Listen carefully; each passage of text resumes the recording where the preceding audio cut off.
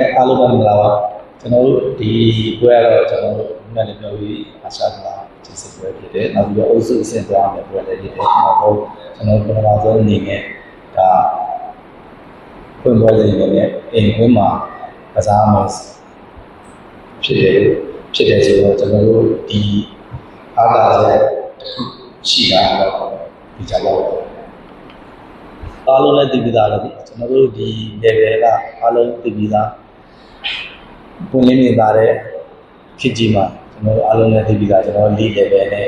တခြား lead level တွေကအများကြီးပါပါတယ်ဆိုတော့သူပြောရရင်ကျွန်တော်တို့ခေတ်တွေကကျွန်တော်ထိုင်းနေကျွန်တော်တို့ကစားနေအရှိတဲကကျွန်တော်တို့ဗီဒီယိုအာရှရေးစဉ်ရှိ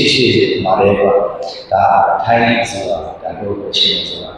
ဒါတို့အဒီတဲကိုဘယ်လိုမှရှိနေမှာဆိုတော့ဘာလို့လဲ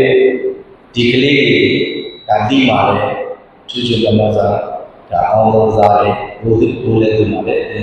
ကျွန်တော်တို့ကြိုက်ပါတယ်အဲဒါပေမဲ့ကျွန်တော်တို့ရဲ့ဒီစံနှုန်းကျွန်တော်ဒီရရဲ့ဒါ training ပါ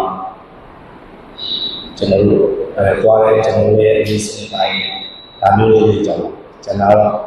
အမှရှိပါဘူးခေါင်းပါ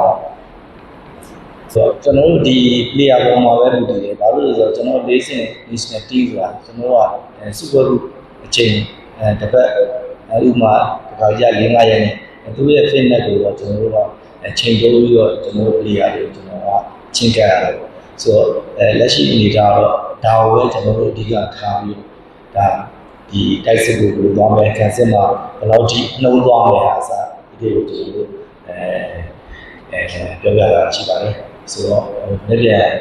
ပြောရတော့လို့ကျွန်တော်စောင့်ကြည့်ပါစောင့်ကြည့်ရအောင်နော် player တွေကိုကျွန်တော်ပြောပါတယ် player တွေအကောင်းဒါမလို့ရတော့ဘောသားလေးတွေကျေး